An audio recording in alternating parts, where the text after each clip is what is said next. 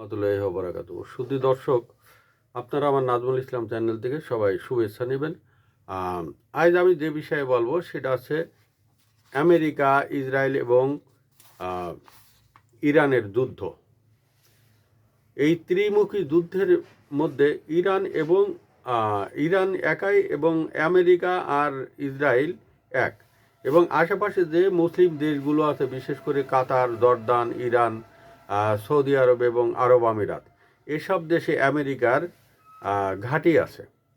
এইসব ঘাঁটি থেকে আমেরিকা ইরানে আক্রমণ করছে, এবং এসব দেশ যদি সায় না থাকে বা এসব দেশ যদি অনুমতি না দেয়, তাহলে তাদের ঘাঁটি থেকে, তাদের বেস থেকে কখনো আমেরিকা হামলা করতে পারে না, ইসরায়েল হামলা করতে পারে না।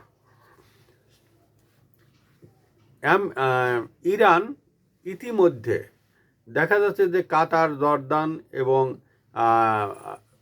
সৌদি আরব, আরব আমিরাত এসব দেশে মোটামুটি একটা হামলা করছে। অবশ্য ওই দেশের কোনো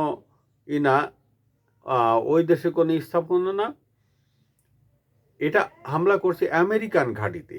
এসব দেশে যে আমেরিকান যে বেসগুলো আছে সেই বেসগুলোতে হামলা করছে, এবং আমেরিকার যে সৈন্যরা বা আমেরিকার যে সামরিক সরঞ্জামাদি থাকে এইসব দেশের বিভিন্ন স্থাপনার ভিতরে লুকায় রেখেছে, এবং সেখানে ইরান হামলা করছে।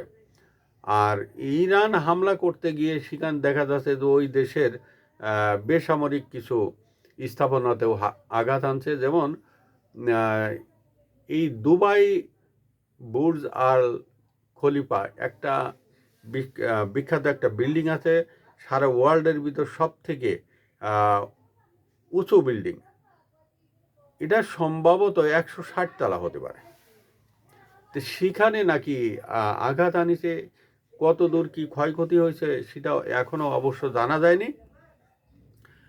তবে ইতিমধ্যে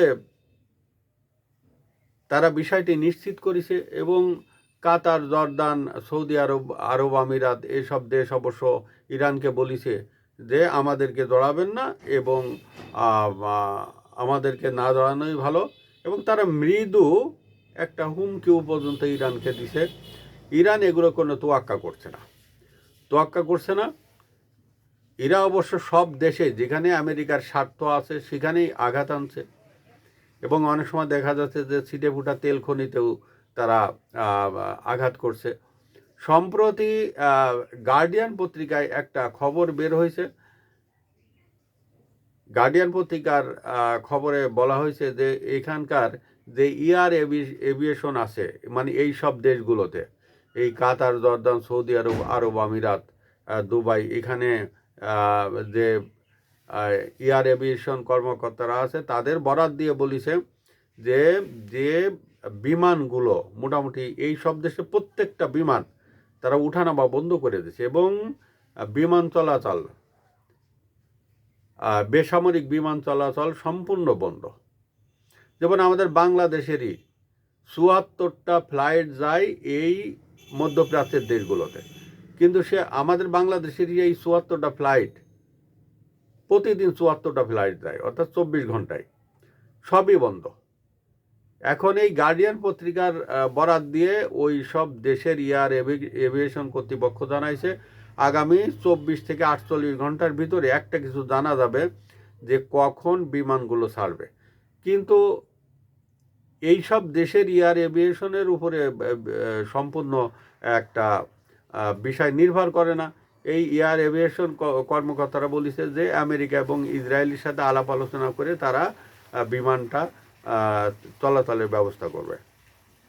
এখন বিষয়টা হচ্ছে যে আমেরিকা ইসরায়েলের উপরে শুধু মানে আলাপ আলোচনা করলে হবে না, তাদের উপর নির্ভর করলে হবে না, এখানে ইরানের বিষয়টাও রাখতে হবে। কারণ ইরান যে ক্ষেপণাস্ত্র, ড্রোন মারছে, তার একটা যদি এইসব বেসামরিক বিমানে লাগে তখন কি অবস্থা হবে। এখানে যে গার্ডিয়ান পত্রিকা বরাত দিয়ে তারা এই কথাটা বলেছে, এটা সম্পূর্ণ একটা অযৌক্তিক কথা, এবং তারা বিবেচনা না করে, অর্থাৎ তারাই আমেরিকা ইসরায়েলকে প্রাধান্য দিয়ে কথাটা বলেছে। এবং সম্প্রতি এখানে আরেকটা নিউজই, এই গার্ডিয়ান পত্রিকার আরেকটা নিউজ দিয়েই প্রকাশিত হয়েছে যে ইরান সামরিক বেস, তেল খনি এবং ভিআইপি কর্মকর্তাদের বাসভবন, হোটেল, মার্কেট এবং আমেরিকান ঘাঁটি কোনোটাই বাদ রাখছে না। যেখানে তারা চিন্তা ভাবনা করছে যে এখানে আমেরিকা এবং ইসরায়েলের সৈন্য লুকায় থাকতে পারে, আমেরিকা এবং ইসরায়েলের যে কর্মকর্তারা আছে তারা থাকতে পারে, সামরিক বেজের কোনো লোকজন থাকতে পারে, সেখানেই তারা হামলা করছে। অনেক সময় দেখা যায় যে যুদ্ধের সময় অনেক সময় স্কুলে গিয়ে আশ্রয় নেয়, হাসপাতালে আশ্রয় নেয়, আবার অনেক সময় দেখা যাচ্ছে তেল খনিতে বা বেসামরিক অনেক জায়গায় যে এরা আশ্রয় নেয়। আর তখন দেখা যাচ্ছে যে তার বিরুদ্ধে শক্তি যারা তারা ওখানে আক্রমণ করে, আর তখনই হইচই পড়ে যায় সারা বিশ্বে। সৈন্য গিয়ে যে এইসব বেসামরিক এলাকায় যে লুকায় আছে, তারা যে আশ্রয় নিছে, সেই জিনিসটা তারা দেখে না। তারা দেখে যে এই বেসামরিক স্থাপনার উপরে কেন মারল। ইতিমধ্যে ইরান অবশ্য হরমুজ প্রণালী পুরাটা বন্ধ করে দিছে, সম্পূর্ণটা বন্ধ করে দিছে। এর আগে এই যুদ্ধ লাগার পরে 60% জাহাজ বন্ধ ছিল। এখন শুধু ইরান, রাশিয়া আর চায়না জাহাজ ছাড়া আর কোনো জাহাজ এই হরমুজ প্রণালী দিয়ে ভূমধ্যসাগর দিয়ে যাতায়াত করছে না। ভূমধ্যসাগরে সেখানে আপনার এই যে ইয়েমেনে যে হুতি বিদ্রোহীরা আছে, ওরা ঠেকাচ্ছে, ওদের ভয়ে এখানে ভূমধ্যসাগর দিয়ে কোনো জাহাজ যেতে পারছে না। আর এদিকে হরমুজ প্রণালী ইরান সম্পূর্ণটা এখন বন্ধ করে দিচ্ছে, শুধু চায়না এবং রাশিয়ার জাহাজগুলো যাচ্ছে। আমাদের প্রবাসী কল্যাণ মন্ত্রী যে আরিফুল হক চৌধুরী সাহেব আছে, উনি বলেছেন যে যত সময় এই বিমান চলাচল স্বাভাবিক না হয়, তত সময় যে বৈদেশিক যে বিদেশ থেকে যেসব শ্রমিকরা আসবে বা লোকজন আসবে, তাদের জন্য এয়ারপোর্টে থাকা খাওয়ার ব্যবস্থা করা হয়েছে এবং তাদের জন্য এয়ারপোর্টে পর্যাপ্ত পরিমাণে সুযোগ সুবিধার ব্যবহার করা হয়েছে। এটা নিয়ে কেউ যেন উদ্বিগ্ন না থাকে, এটার জন্য তিনি অবশ্য বলেছেন। কিন্তু বিষয়টা হচ্ছে বিমানই বন্ধ, আর এই বিদেশিরা এখন তো আসবে না, এইসব শ্রমিকরা আসবে না। আমরা দেখেছি 91 সালে যখন বা 2000 সালের পরে যখন এই যে আমেরিকার সাথে ইরাকের একটা যুদ্ধ লাগে, তখন কিন্তু অনেক বাংলাদেশি শ্রমিক বা অনেক কর্মচারীরা ইরাক থেকে, কুয়েত থেকে তারা এই জর্দানে, সৌদিতে, আরব আমিরাত, এই ইরানে, কাতারে পর্যন্ত গেছে পায়ে হেঁটে। এখন কিন্তু ওই পথ থাকছে না। কেন থাকছে না? ইরান কিন্তু প্রত্যেকটা দেশে আক্রমণ করছে।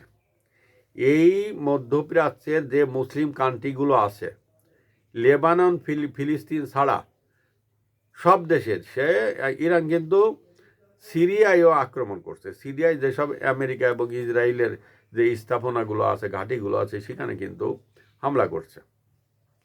এ হচ্ছে অবস্থা। তা আমরা দেখি যে সামনে কি হয়, কত দূর যায়। শুধু দর্শক, আজকে পর্যন্ত। আসসালামু আলাইকুম ওয়া রাহমাতুল্লাহি ওয়া বারাকাতুহু।